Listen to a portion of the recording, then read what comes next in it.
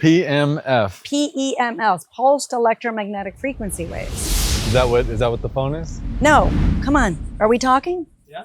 Okay, so pulsed electromagnetic frequency waves is the electromagnetic frequency that comes from the Earth, and it's due to the lightning bolts that are happening on the periphery of the Earth. Okay. And that generates an energy that's about 7.86 hertz to the Earth. Okay. But it comes to us and it resets our free radicals. It resets our vascular flow. It helps us heal. And it's when people talk about grounding, when they stand on the earth without shoes, it's talking about grounding. So Cameron, you're on the earth, right?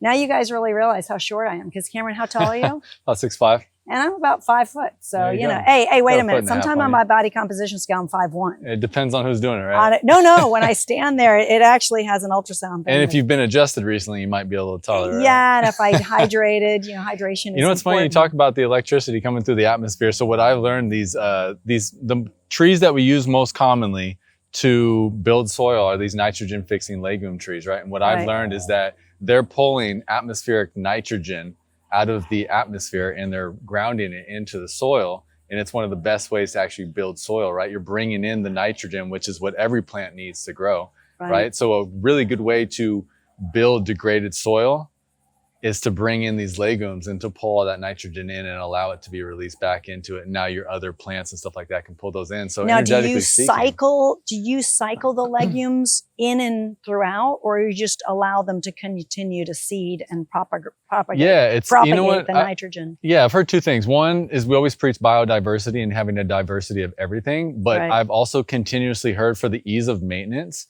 if you can have 5 or 6 crops that are your support species, and that might be bananas and clumping grasses, but it is these legumes, these nitrogen fixing plants, right? It's sometimes easier to work with the same plant continuously over and over again. So it just makes sense. But you're not rotating the crop. You're just leaving it in one location. No, so it depends on what it is. Like you can talk about the pigeon pea that's over here. This guy, that plant's going to stay right there, but he's going to grow. Let's show them the pigeon pea, because our listeners may not know what a pigeon pea is. Yeah, for sure.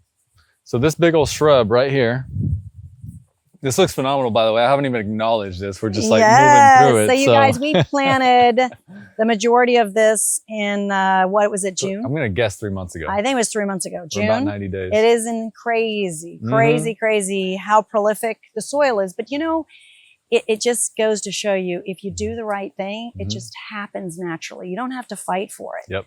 You put the right things in. You put the right things in and you do the right thing and you put the right plants in.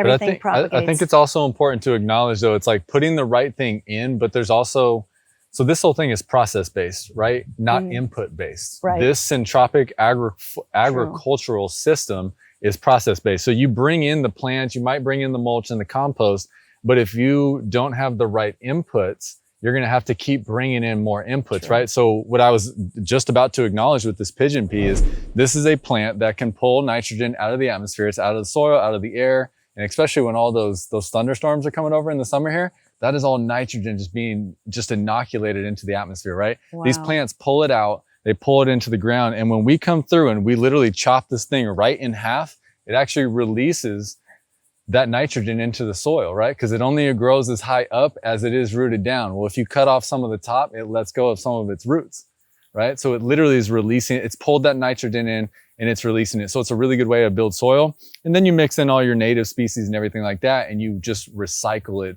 over time. But these exotic nitrogen fixing plants is just a great way to really build what might have been degraded soil or just a monocropped grass. Right. And so the most important nutrients of our soil are going to be nitrogen, are going to be carbon, phosphorus, potassium. And potassium, right? A lot of the major things that we need in our diets. In our own diets. That's exactly right. Right?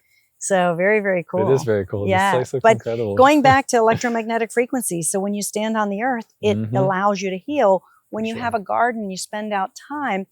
Earlier, I did a video on the significance of your mitochondria and mitochondrial health. That's why it's so much fun when you understand biochemistry and the chemistry of the earth, because we evolved from the earth. So you understand the chemistry of the gut biome, the chemistry of the air, how our plants and how we live. And we should be living biodynamically in an ecosystem with each other, right? So when we eat from the earth, we stand on the earth, we spend time receiving the sun, we're part of that system that we were designed to be in. Yeah, these plants are doing the same thing through photosynthesis. I learned this recently. There was a thought process that all these plants are in competition, and that if you put them close together, they'll try to duke it out. You know what I mean? And naturally, that's what it looks like on the surface. But as I continue to learn this syntropic agricultural, which syntropic to me, how I say it is, it's how things are intermingling with each other, just to make it real simple, right? Agricultural being agricultural uses and materials, right? But these plants, through observation, you can actually see that they are sacrificing each other and themselves at different times. I was reading a gentleman, Ernest Gost, if I'm saying his name right, but he's basically the godfather of syntropic agriculture. And he's been doing it he did it in Brazil for like 40 years. And something that he observed is that the forest over time, because we look at it on this smaller, like almost edible landscaping, like I'm trying to grow food for my family, smaller food forest type. When you look at the vastness of the forest, they are recycling organic matter on a massive level, right? These systems, trees will actually sacrifice themselves and say, it's time for my time to go. A certain bug will come in and eat it. So they're fed from the system. A tree can fall a certain direction, like this tree's about to fall.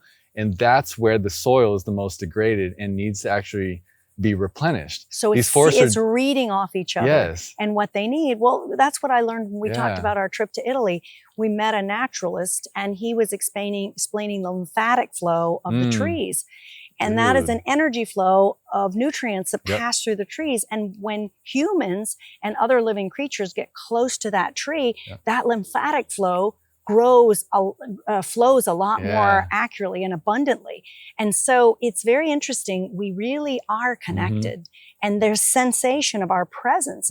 People will laugh and will say, well, you talk to your plants, or you should be talking to your plants, but they respond. It's just like our animals. When we hug our dogs and our cats, they sense our happiness. And when we have a certain tone in our voice, but the plants learn that too, the more you communicate with them. So it's kind of cool. So check this out. The followers would love hearing this.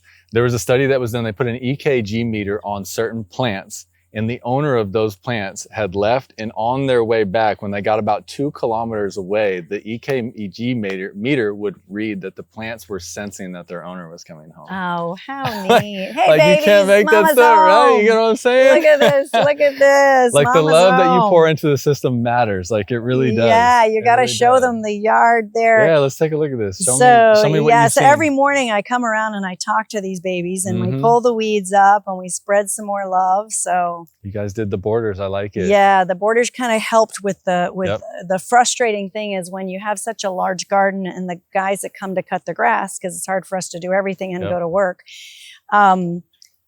It was just easier for them to keep because we were getting some junk in the beds and that wasn't good. I was going to say, how have these, because remember when we planted them, they were all at surface level because the mulch was very puffed up. How have you seen like heavy rains and how is this functioning? They actually fill the swells perfectly. And then the swells in the back, you can see we have some standing water back there. Dude. It's really, some of the yard gets wet and soggy in the very end of the yard, but we also know that these are hydrated because they wouldn't grow so lusciously, right? Dude. I mean, it's unbelievable. And you also started, we got this in the ground, I don't know if I said this earlier, is right at that wet season, right? So that is something. Beginning of the wet season. Depending on where you live, if there's a wet season for you, it's a time to really maximize all that energy production. Again, we're harnessing or interacting are the words I like to use with the natural resources. Again, the photosynthesis.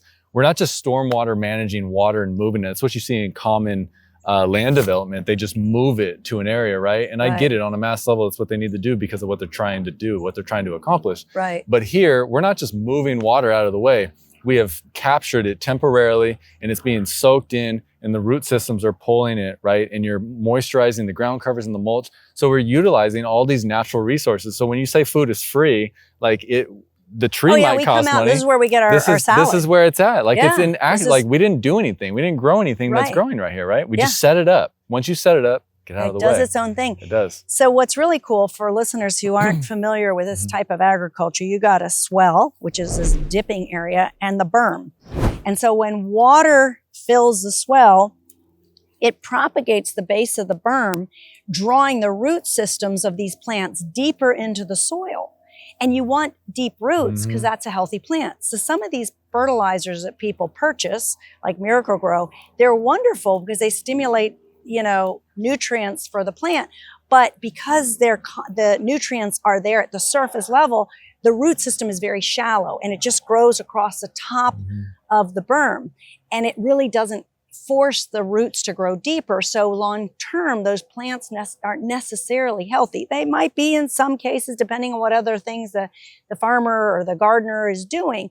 But the reality is that when you can do it naturally and not use these artificial fertilizers, you can generate your own nutritional system. So I'll take the shells from our fish, from our shrimp, and just leftover fish that we have, and I'll bury them into the berm because that's also some forms of nitrogen and carbon from the shells that are necessary for the plants, and a lot of micronutrients that are in there, as well as our food scraps that we will then put into a compost and generate compost that we'll put back on here. And of course, coffee grinds are also very important. Right. So, yeah. Yeah. If I can even further that, the synthetic fertilizers are designed to feed the plant. So they go into the soil and the root pulls it out. So there was no life creation. There was no, if I put my shells and my food scraps, I'm feeding some other part of the food chain on the biology chain that eats a certain food, right? They eat it, and then there's an expression, which would be their poop, worm castings, right? That goes into the soil. Now it's bioavailable for the tree. So instead of just saying, I'm just gonna feed my tree, well, what happens after you've eaten? You got to keep feeding it, right? But if you can create the biology in the soil where the plants are recycling those nutrients, you're feeding other portions of the food chain, right? That then have a byproduct that then the fruit tree can pull. That's why I don't have to keep putting into my system. If we can stabilize the system over the first couple of years, it will recycle its own nutrients only through the input of actual maintenance, which would be pruning. Basically intervention or disturbance. Yeah, it's interesting you say that. So the soil, when it's soil, not dirt, soil is made up of a lot of things. It's kind of like a rainforest. It's got worms, it's got bugs and insects, it's rich, it's dynamic. And so the artificial synthetic nutrients, again, fertilize just that plant, but not the whole ecosystem that live in that soil. And so when we create a healthy system, it allows for the plants and the animals and the insects to survive. The rate of insect degradation right now is so scary. And that hurts all of us because the elements that we need, like magnesium, we all know magnesium is deficient. We all need to be taking supplements of magnesium. It's unfortunate. And what does magnesium do? It helps lower blood pressure. It helps with the heart. It helps with so many of the whole electrical pathways that are needed for breaking down free radicals. So when we don't have sufficient amounts of magnesium, we get cramps, we have high blood pressure, and again, it's the only cause of blood pressure, but it's in combination of all these things, and it comes from the soil. But when the plants grow and they grow shallow, they're not going to have the full nutrients that they need to nutrify us. So we really need to be good stewards of the earth. And that's the reason why Shield of Life has bonded with you and your company, because we want to not just encourage a person to be healthy. We want the world and the earth to be healthy again. I believe if you want to heal the people, heal the planet. Absolutely. I absolutely believe it. Like if you think about it, in other environments, not in your yard, you're walking through chemicals on your shoes, you bring them inside your house, now they're inside your house, and then you might smell them, you might get them on your clothes, you might lay on your bed. And the point isn't to create fear, it's the acknowledgement of that's our current practice, right? So if we now understand that's what we're doing, then if we just by removing that, we've created a healthier environment by not having substances that are designed to destroy. That's just what they are, right? Because we're trying to create something a certain way, and we did it for a certain amount of time, and we now have seen the results of what we've done. And now we have a new set of data. So let's do what we know is better. If we know better, we can do better. And you know what's cool about that doing better is that we don't need all these pills. I mean, I'm not anti-pills per se as a physician, as an internist, as an obesity specialist, but there's so much you guys can do to get rid of chronic disease. We reverse chronic disease in Shield of Life all the time. Big chronic disease problems that would lead to a shortened life. But the reality is sometimes we need medicines for acute periods of times, like infections and things like that. But really teaching you guys how to live a healthy life, we get rid of the the antibiotics. We get rid of the blood pressure and the cholesterol medications. We get rid of a lot of things that just are happenstance. We get a runny nose. Instead of dealing with it, we just want an antibiotic really quickly. You don't need to do that. So anyways, so let's walk some more. Cool. Yeah, where should we take a look? Yep. Hold on, can we grab something to eat here real quick? Absolutely, do it. Okay, so this is a sea salad spinach, or sea salad tree. There's little leaves on here. I'll take the more tender one. Sometimes they got a little stuff on it. I'll do a little check every once in a while. Great for salads. You got the Okinawa spinaches right here. These are awesome. Yeah. Now, when you use these, do you cook them down or you just kind of add them to your salad? I've done them raw. Honestly, I just eat them. Eat them raw? Yeah. I'll probably get into a good flow of creating salads more regularly. Yeah. The cranberry hibiscus right here. Cranberry hibiscus is awesome. Yeah, this is a citrusy flavor. It's really yummy. Absolutely yummy. Absolutely. Do we have some roselle around here too? That's another one behind us here. Yep. Let's take a look. Well, let's go down here. I want to go down the hill and see it. Let's go check it out. This definitely looks like it's holding up well. Look at some fun rosemary. It's always good. These herbs really reduce free radicals. Yeah, we're not just growing food, we're growing medicine, right? Yes, we're growing medicine. This is my weed bucket in the morning after I go for my run. I put my weeds in the bucket. This is awesome. So you realize this actually helps with diuretic, constipation, blood pressure. This is a fantastic, great That's tea, citrusy. Phenomenal tea. The leaves are awesome in a salad. Unbelievable. This tree is Rosella. Very, very good. Right. Excellent. Man, I didn't get one going yet. I need to get one going at my place. You know what? We need to cut this down. You want to take some? Not today. I got too much work. Oh, do you? I have too much to manage. Clip, this is I don't recognize that one. It's actually also medicinal, and I'm blanking on the name. It's Cleoprosis or Cleop something.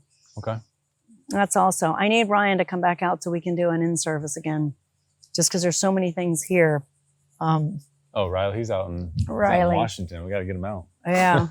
Is he out there doing another landscape job? He is. Transformation job. Transforming another property. So my banana rack got so heavy. In fact, I was teasing Scott about my new rack and how it was so big. So he was laughing. And of course, the kids are like, Mom. Look at this guy. But yeah, those flowers can be eaten and made. In fact, that one over there is even better. But look, it broke the plant broke because the rack was so heavy. Nice rack. I actually have one at home that did the same thing. Did it? Oh, I was even debating last week when I was walking through. You want to go up this aisle? Sure, let's do it. Whether I should cut them down, but it's always fun to see those yellow banana leaves. This is actually another really good plant. Do you ever use that? That's one of my favorite greens in the garden. This is a chaya, or a Mexican tree spinach. I think there's another name they call it, but it's a chaya plant.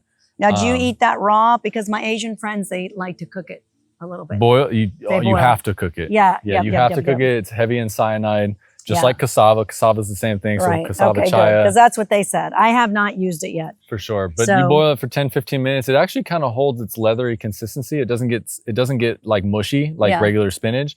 I love it just with potatoes. You can just boil it, take it out, put the leaves on top, like cut it into pieces and just crumble it on top of stuff. Nice. I'm sure you could do it in a stir fry, which is I think the most common use for it. Right. And then I'm sure you could bake it as well. But yeah, I think they stir fry it. A lot of good nutrients in it. Yeah, so we'll probably be doing a cooking class with our Thai Laotian friends. Well, we would want to pull some mulch off of. So if mulch as wood is like kind of wood chips, right? It breaks down over time.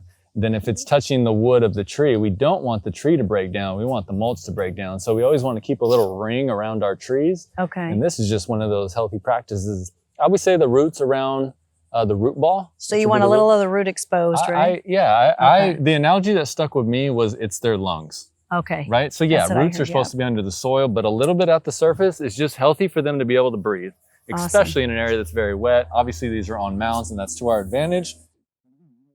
We don't want the root stock breaking down. Right. Right? So we want to always keep a little ring. And expose the roots. Yep. You just want to see soil. Okay. Or yeah, a little bit of the roots, but yeah. So again, just good practices there.